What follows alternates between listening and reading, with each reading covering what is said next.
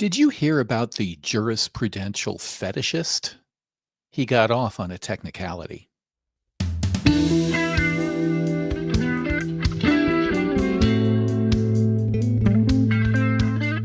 Welcome to the Cross-Examiner podcast, the internet's courtroom in the case of rationality versus religion. Here, our host uses his experience as both an attorney and an atheist to put religion on trial. We solemnly swear that it is the most informative, educational, and entertaining jury duty you will ever do. And now, it's time for the Cross-Examiner. Welcome to the Cross-Examiner podcast. I'm your host, the Cross-Examiner. I am an atheist, I am an attorney, and I am alarmed. I'm alarmed by the rise of Christian nationalism, and more importantly, I'm alarmed, as you can tell, by the massive amount of misinformation that is powering that rise. As you may have recognized, I've been on a bit of a sabbatical. Life events sort of took over for a while there, but I am starting season 3 here with renewed vigor and an intent to put out regular content this season for a good long while. So today I'm just going to sort of get back into things by talking about a topic that is in the news today. But I want to start off with asking you a question. Have you ever seen the movie Blazing Saddles? One of my favorite films of all time. It's set in the, 1874 is when Blazing Saddles is set. It is a comedy, and it depicts life as it was in 1874 surrounding the railroad and small towns out on the frontier, and it addresses the core issue of racism, just overt racism. A lot of people, when they see the movie today, I've seen a lot of people react to it on YouTube. They make claims like it could never be made these days. It's too offensive, things like that. I tend to disagree. I think that it's one of the smartest films made on racism. One of the screenwriters, in fact, was one of my all-time favorite stand-up comedians, Richard Pryor. It makes liberal use of the N-word to make a point. Everybody in the film that is a racist is an absolute moron, and they are outwitted time and time again by all the other people that are fighting against racism. So I think that if you made it today and you made it with the right screenwriters, it would be a smash hit. The same way that Tropic Thunder was a huge hit. It lambasted Hollywood. A lot of people look at that, which wasn't made that long ago, and say that could never be made in modern times. Again, I disagree. I think people who say that do not give audiences enough credit. But the reason I'm bringing up Blazing Saddles is because it sort of sets the stage, if you're familiar with it, with the mentality that was rampant in America in the late 1800s. As I said, it was set in 1874. And it opens, in fact, with a pan. You've got your opening credits, and it opens with a pan across a bunch of workers hammering spikes into the railroad. They're building a railroad out to populate the country and connect the coasts. And the workers are mostly black, but there are a few obviously Chinese workers. Right in the opening scenes, one of the Chinese workers, obviously shows that he's wiping his brow. It's very hot, and he collapses and dies. And the foreman immediately uses a racial slur and says, "Dock that guy a day's worth of pay," as they other workers gather his body and cart him off.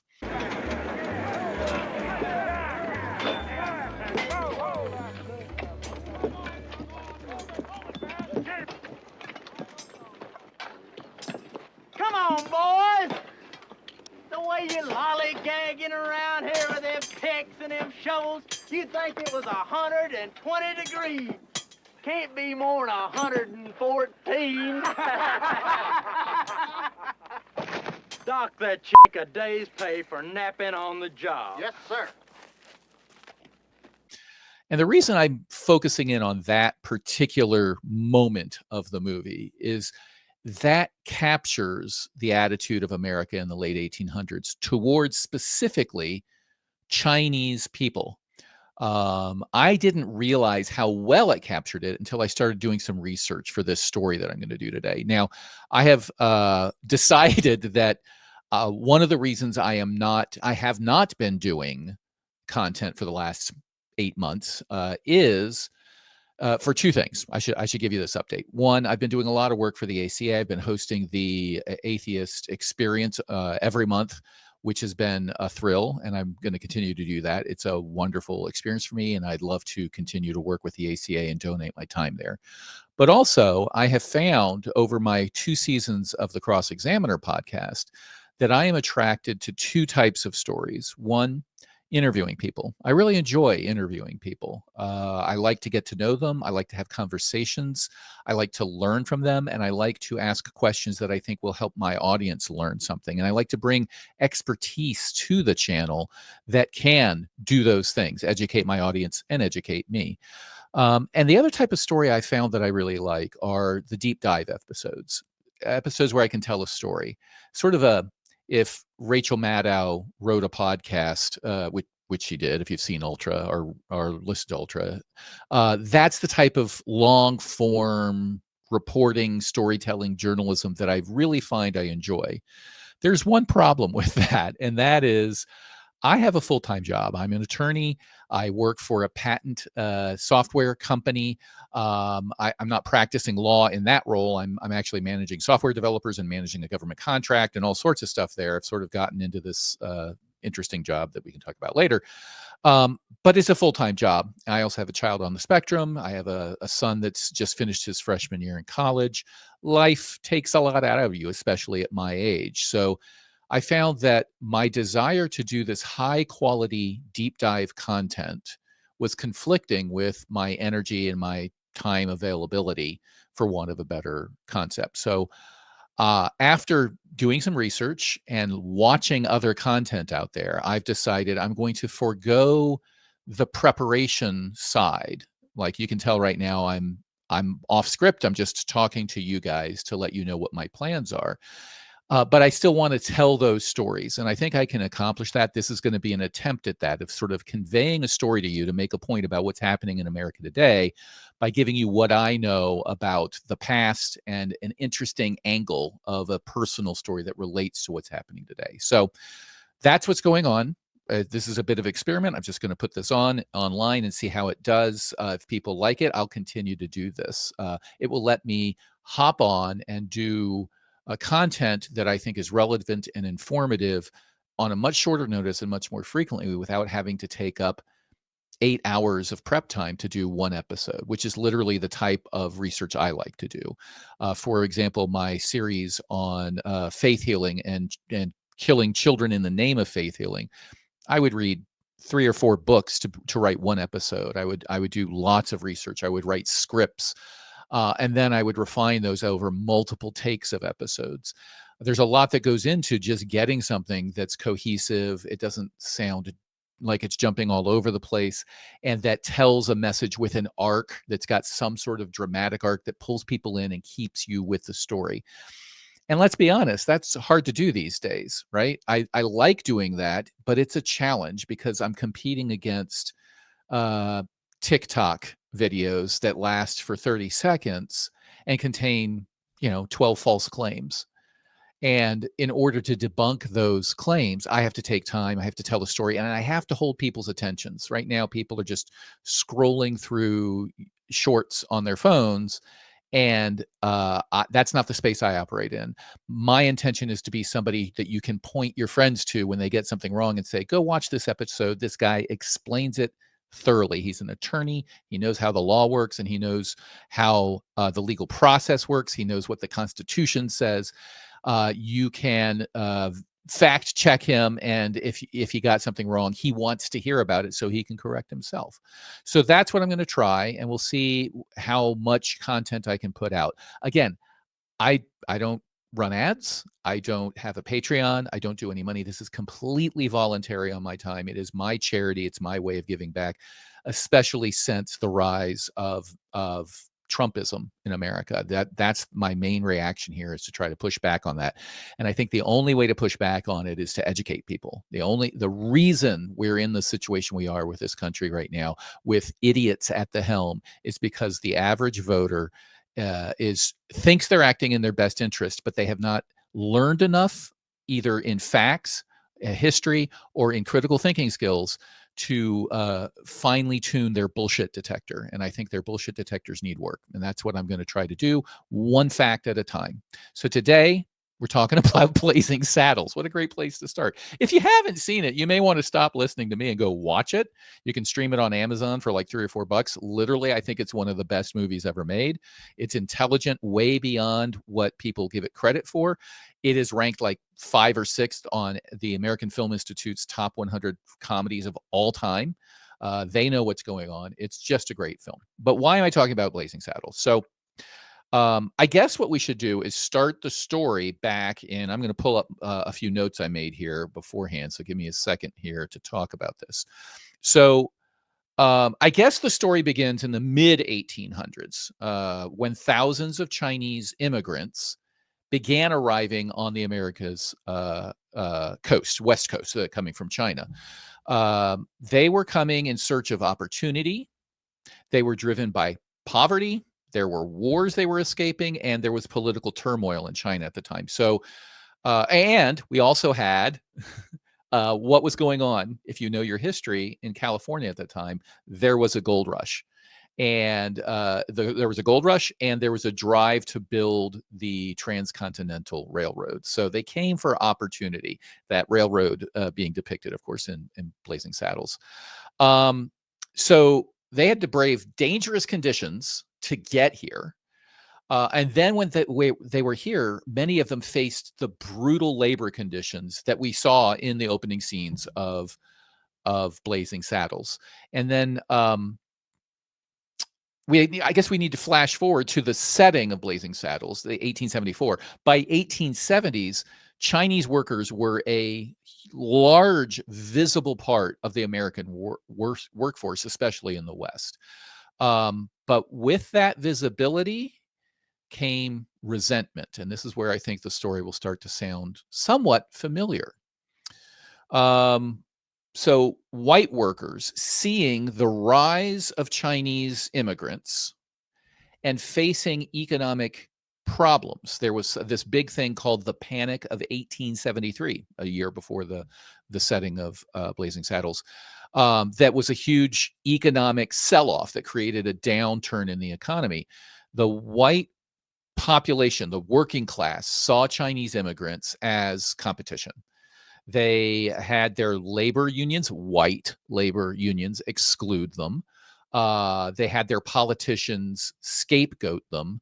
And newspapers ran headlines that used phrases like the yellow peril. And I'm not kidding here. That's the condition. So again, going back to Blazing Saddles, where you've got little old ladies walking up to Cleavon Little, the main character, who is the black sheriff, the unexpected black sheriff of a white frontier town, and him saying, "Good day, madam," and her saying, up yours, N-word." It was just out in the open. Headlines are talking about the yellow peril and all of that.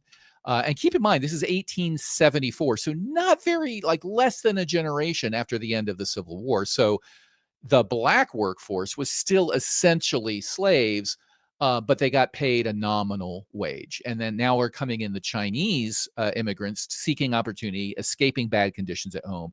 And they were willing to work for very little as well. And the whites saw this as subverting their salary and taking away jobs, if this sounds familiar to you. But they were doing jobs that most of the whites would not do. They were building the railroads. They were digging irrigation. They were doing picking fruits, and just like we have in our modern society with the Mexican immigrants today, or South American immigrants.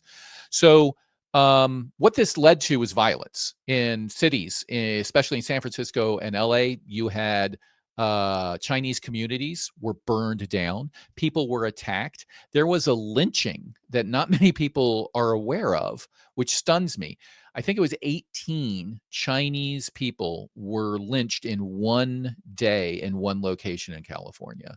This is the level that it reached. And all the while, a political movement was gaining steam to try to basically outlaw being Chinese in America. That's where we were at the time of Blazing Saddles. So what this culminated in is in 1882, Congress passed the Chinese Exclusion Act. That's literally what it was called, the Chinese Exclusion Act. And it was signed into law by then President Chester A. Arthur. One of the worst things that a president ever did. This law did several things. One, it banned Chinese laborers from entering the U.S. for 10 years, 1982 to 1992. Okay. 1982 to 1992. It denied naturalization to all Chinese immigrants. Chinese people could not be citizens. Even Chinese people born here could not become citizens.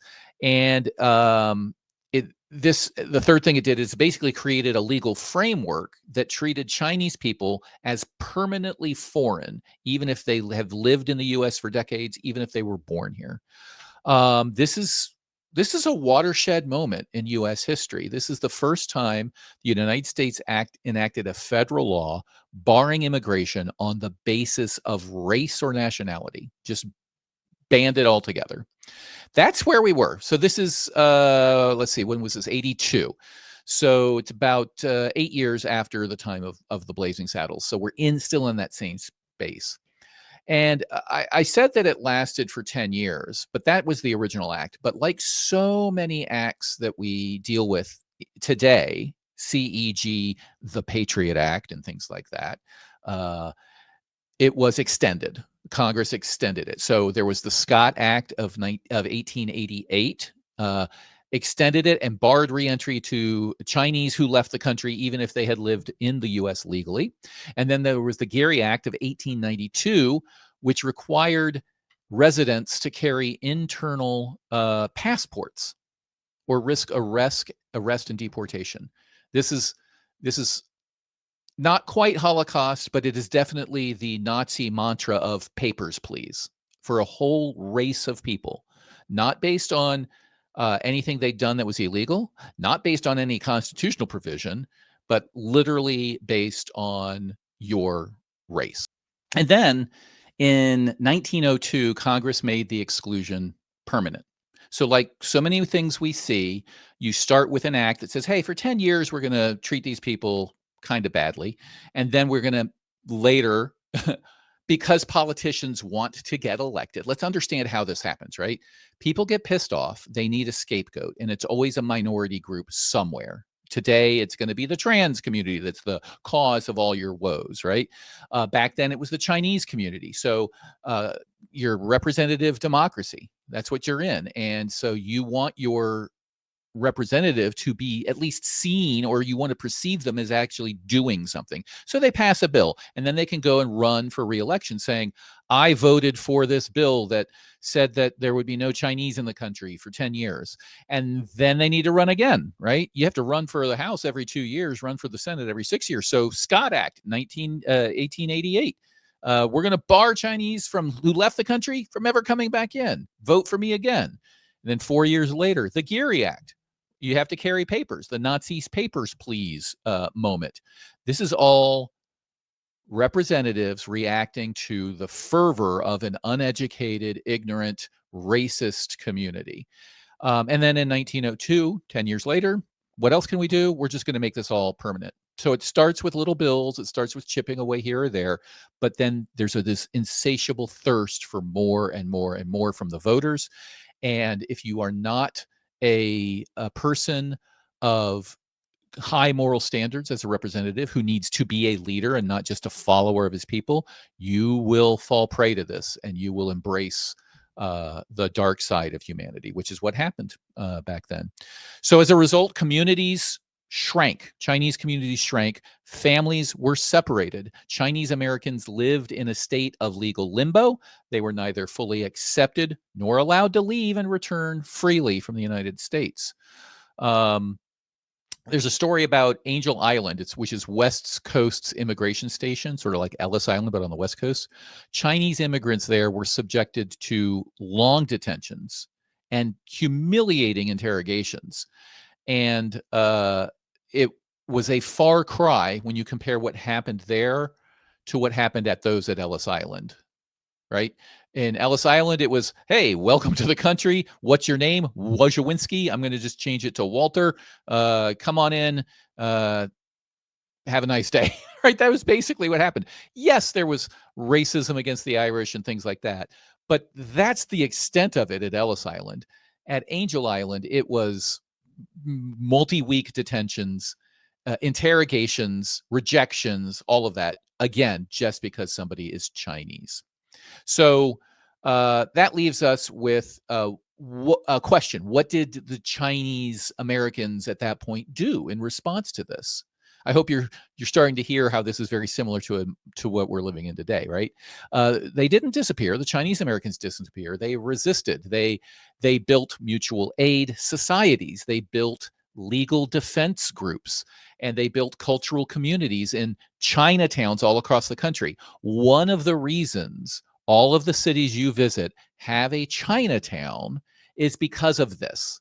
Because of this era of the exclusion, we'll call it the Chinese exclusion era, right? 1880s all the way to early 1900s. This is why. And there's lessons to be learned here that we'll get to. But the last thing they did is they turned to the courts. And I want to tell a story about, and you know me, I always get to the courts, right? That's the point of this, is my podcast's main lesson is we can sit here and bitch and moan all we want. We can sit here and criticize, and we can sit here and worry. We can sit here and hope.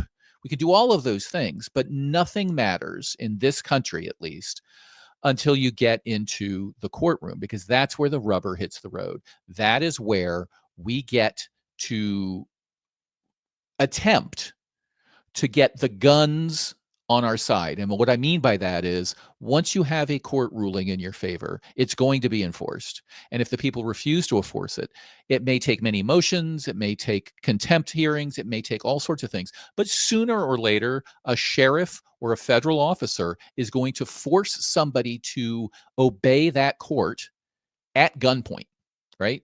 Whatever it may be, if it comes down to it, they will arrest the person and take them to jail at gunpoint.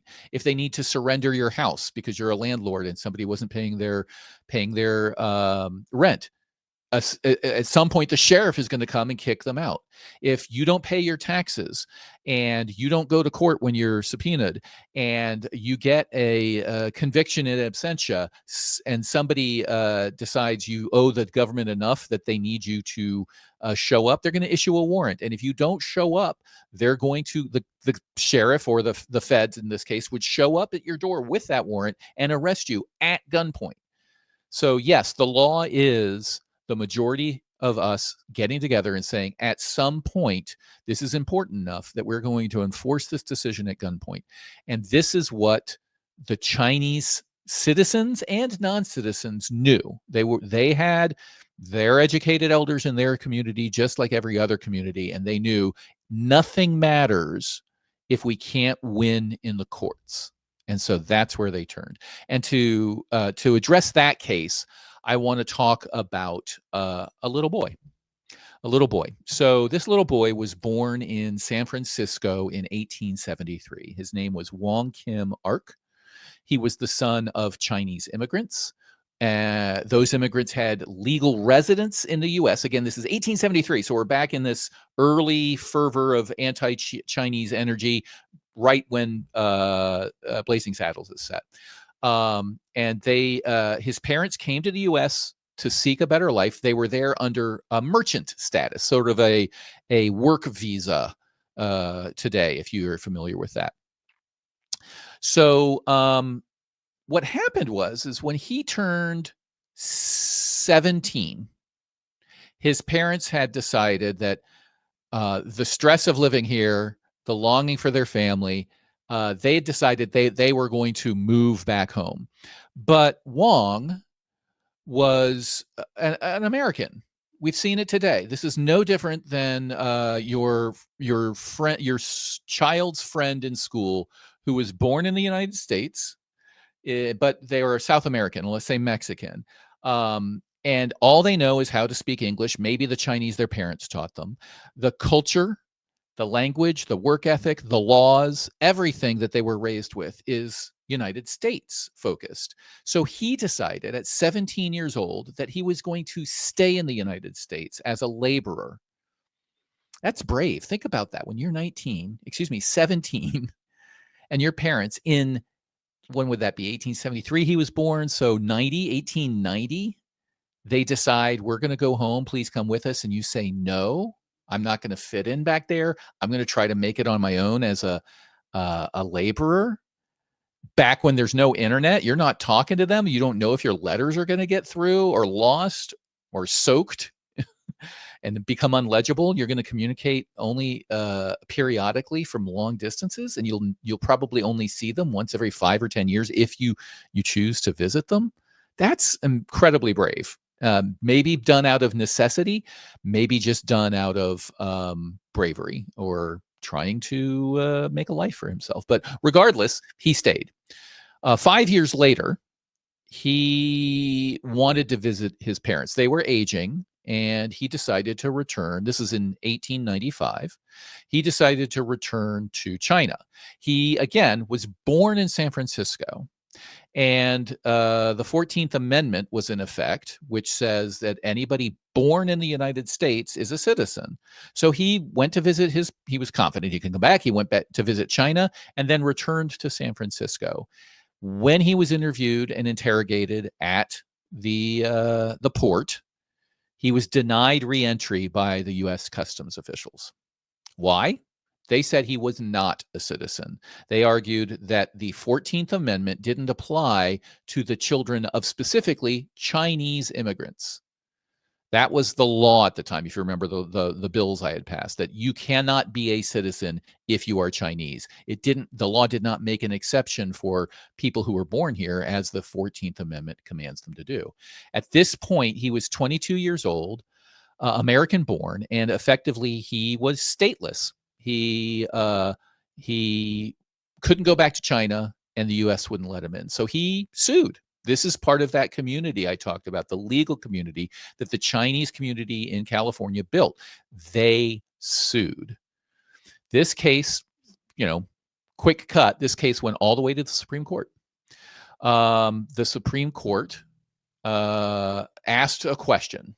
Does the 14th Amendment guarantee citizenship to anyone born in the United States, regardless of their parents' race or immigration status?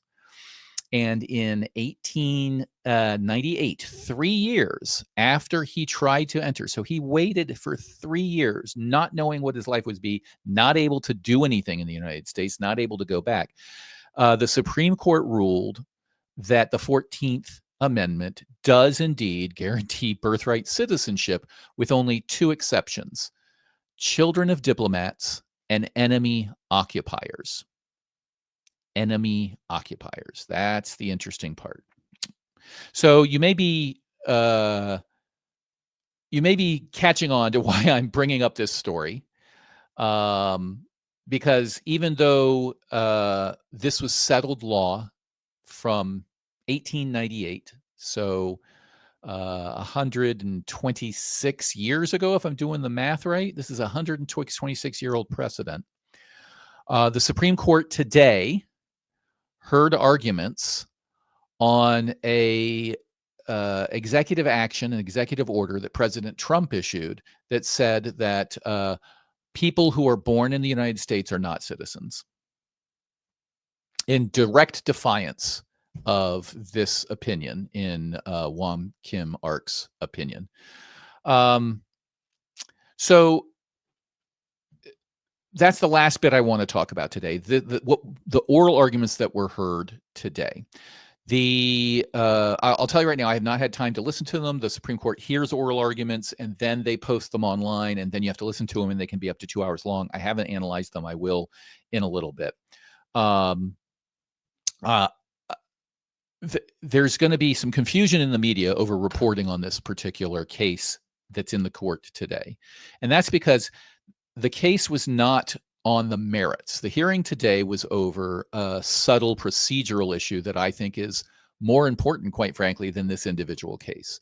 The hearing today was about the executive order being suspended by the courts. So what happened was Trump issued an executive order. He's issued a bunch of them, many of them unconstitutional. This one in particular says, I'm just going to say, if you were born in the United States, but your parents were not citizens, you are not a citizen. And this is in a direct violation of the 14th Amendment. It's a direct contravention of the Supreme Court ruling in the Ark case, the one we just talked about.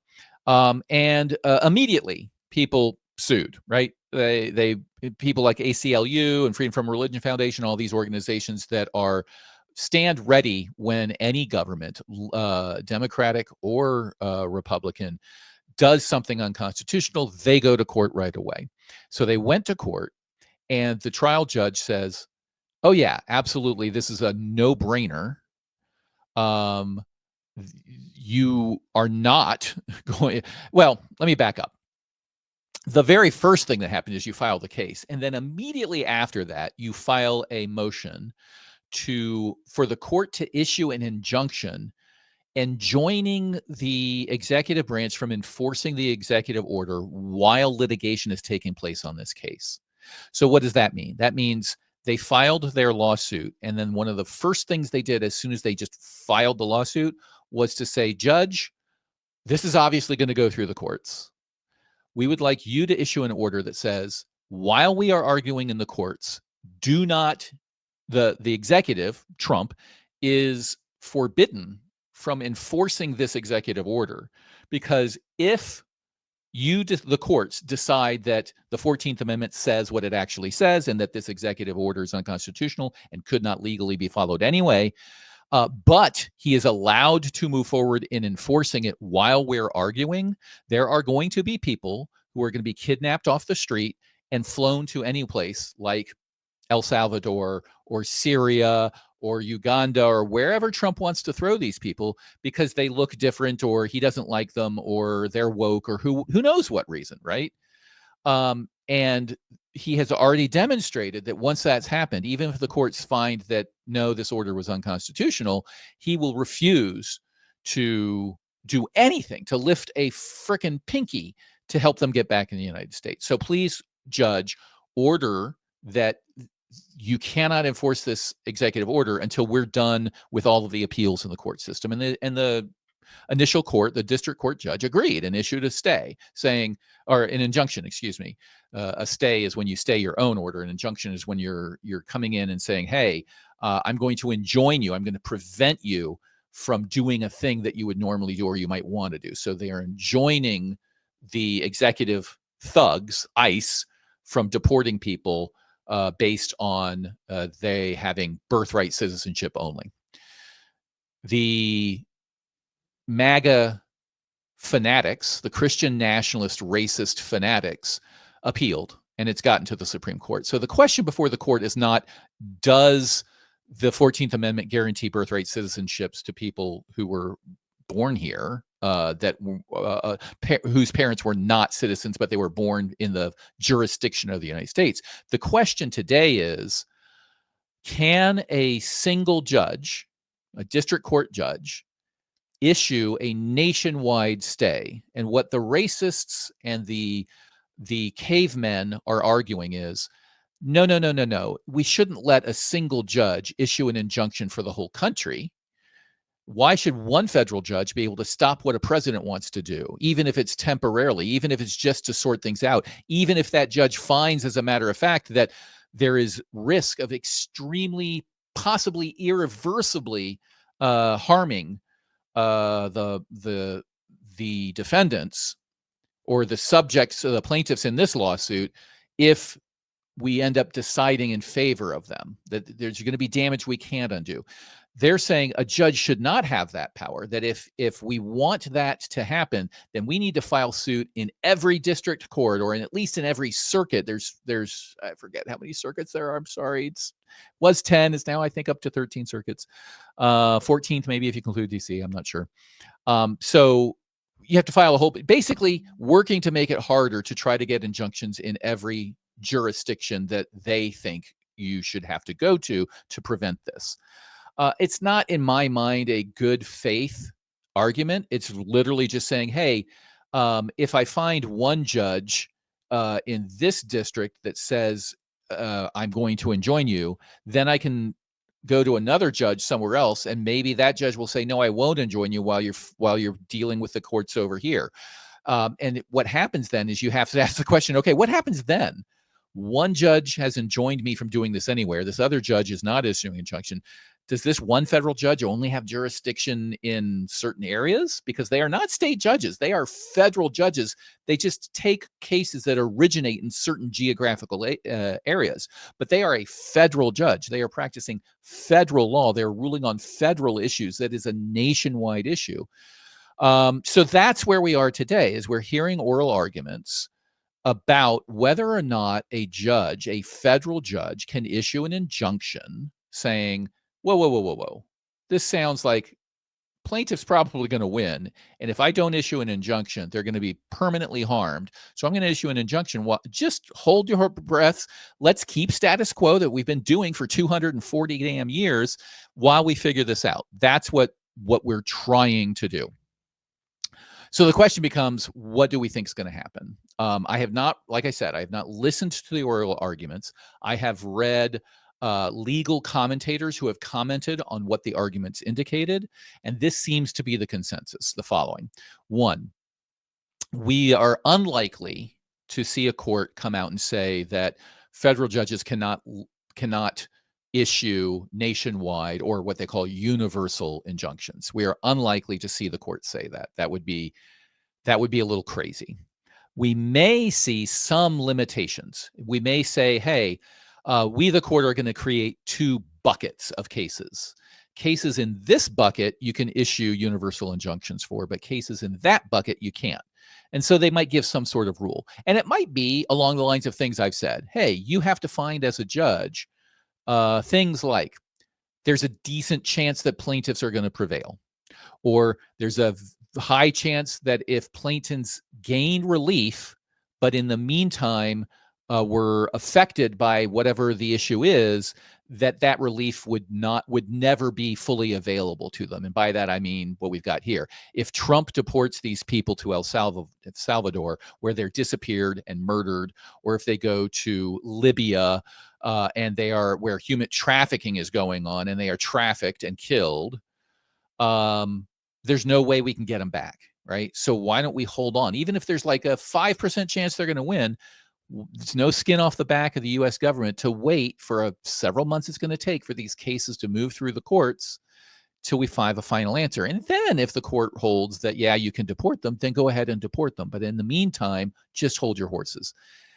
The racists, the MAGA heads, the cavemen that are running this movement do not want to wait. They don't want to wait several months for this to happen, because why? Why do you think they don't want to wait? I propose it's because they realize, just like back where we were talking about the history of all the laws that enabled the Chinese exclusion and then extended it and finally made it permanent, they need to keep showing results to their racist, scapegoating voters. They want sound bites and video clips of people of brown skin being shipped out of this country on a daily basis. That's what they want. And if this one little judge who is, holding the Constitution is going to get in their way, They don't like it. They don't care about whether or not it's constitutional. They don't care about whether they're doing a moral thing or destroying lives. They don't care about history. They don't care about precedent. What they care about is power. And the way they get power and the way they got power is by inciting racism, by inciting xenophobia, and by inciting Christian nationalism, in getting people to vote for them on the promise of getting people out of this country.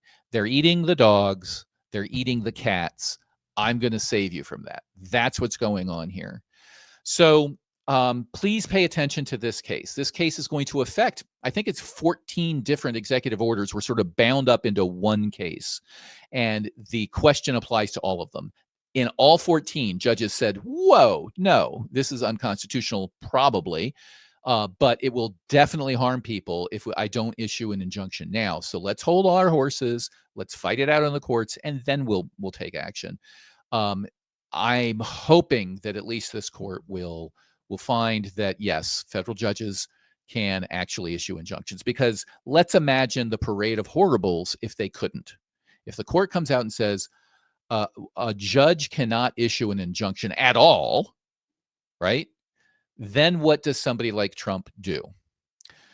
As soon as I, the lawyer for somebody like Ark here, if that case was decided today, as soon as I file suit, they are going to file 8 million motions to slow the case down. They're going to ask for extensions. They're going to ask for reschedules. They're going to file interrogatories. These are written questions that you're allowed to file in certain civil cases, asking a whole bunch of questions that are going to be hard for us to answer. And then they may even ask for depositions.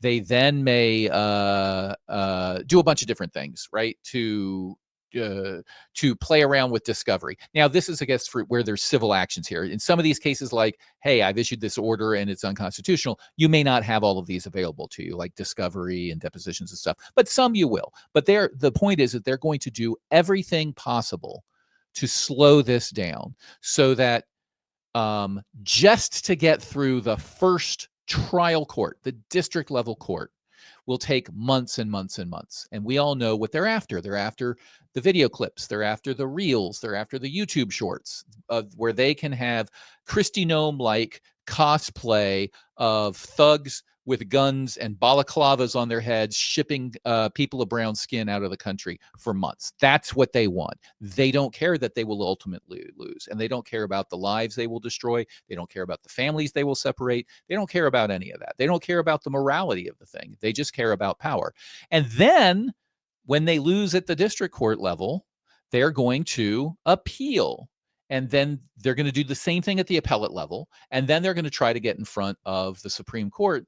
And only if the court hears it and rules against them, or the court says, no, we're not going to hear this. It's called granting cert or certiorari. We're not going to grant cert. We're not even going to hear this. We're going to let the lower court's decision stand. That could take years. And that's the playbook here for them. Do not be fooled and say, and listen to anybody on Fox News or the Jim Jordans of the world who want to look like they're very reasonable people, but underneath know what they're doing, which is to say, I want my president to be able to do horrible things that they know is unconstitutional, even if the effect of it is only temporary, because that will get us news cycles. That will get us clips. That will sate the hungry monster that put us here in power, the racism, the xenophobia, the ignorant. All of those people want us to do these things because the point is the cruelty. They want to be cruel for some period of time. So pay attention to this one. I should put in a caveat or an epilogue here to the story of Mr. Ark. In 1943, this is during World War II, 1943, the United States finally repealed the Chinese Exclusion Act. 1943, but its damage, lasted generations after that. Even after its repeal, only 105 Chinese immigrants per year were allowed into the United States by law until 1965. What had happened in the middle 60s? The Civil Rights Act. Who brought you that? The liberals.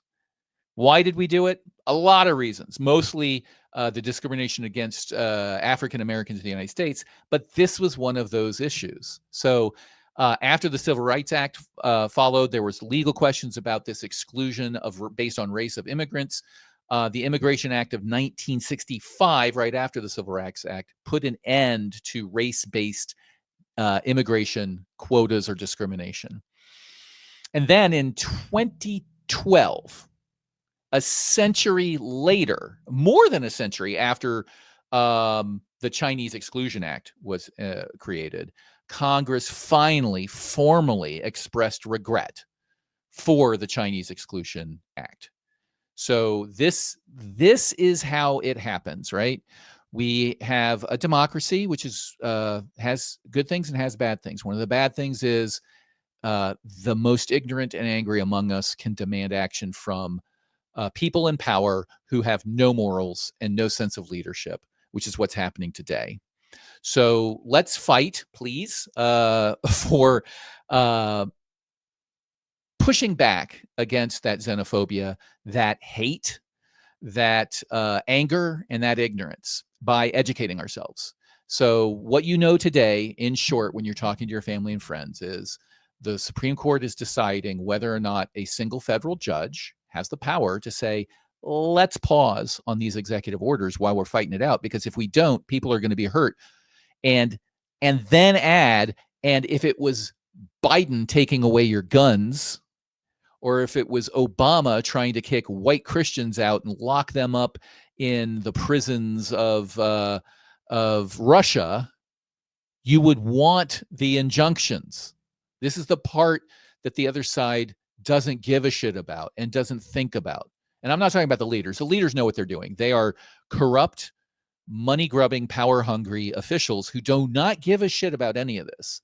But what the electorate that supports them doesn't understand is the pendulum swings, right? This was 1874 we're talking about, where conditions are identical to today. They were just focused on Chinese laborers instead of South American laborers. But the pendulum swings. It could just take 100 years, 200 years to swing back and forth. And at some point in the future, there will be a liberal executive who wants to do things that are plainly unconstitutional.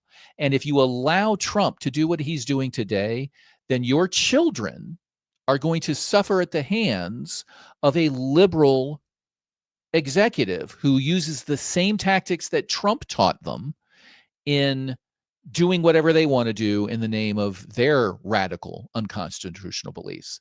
But nobody seems to care about that. It's sad. I'll end on the final note. It was just within the last 24-hour news cycle that this whole anti-immigrant, deport people who were not citizens fervor was really exposed for what it is. When 40-plus refugees were admitted under the Trump administration because, and it's very obvious it's because, they were white and came from South Africa and claimed discrimination. And if you look at the video of them coming to the United States, what do you see? Do you see the people coming with just the clothes on their back, battered, injured, sick after making a migrant trek that could kill many people and does kill many people, leaving their family behind, risking the lives of their children because they were at risk of dying in their home countries? No, you see people with Gucci luggage, 10 pieces of luggage each coming into the United States on a plane sponsored by the United States. That's what you see under the Trump administration.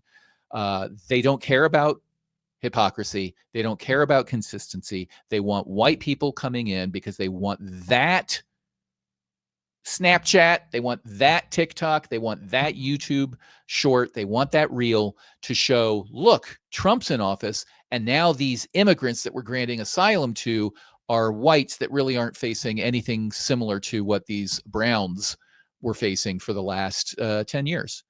They're horrible, horrible people. So I think I've ranted long enough for my first episode back. I wanted to get back in the saddle, talk to you guys about what's going on. I hope this was informative. I do have another episode that I'm planning on doing. I have recorded in the past. It was pre-election that I recorded several episodes that I want to put out as well. I did one with Ryan Jane of the Freedom from Religion Foundation, where we talked about what is Project 2025. That is still very relevant. Project 2025 is doing what we're seeing in this case and so many other things. Again, Project 2025, the plan all along was destroy the agencies from the inside and put incompetent people in charge of them. And that's what we're seeing today. So I'd like to get that out.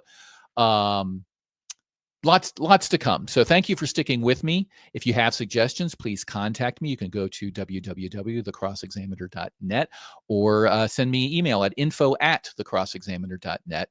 And I look forward to chatting with you again. For now, I'll just say, please take care of yourselves and please take care of those around you. This has been the Cross Examiner Podcast, the Internet's courtroom in the case of rationality versus religion.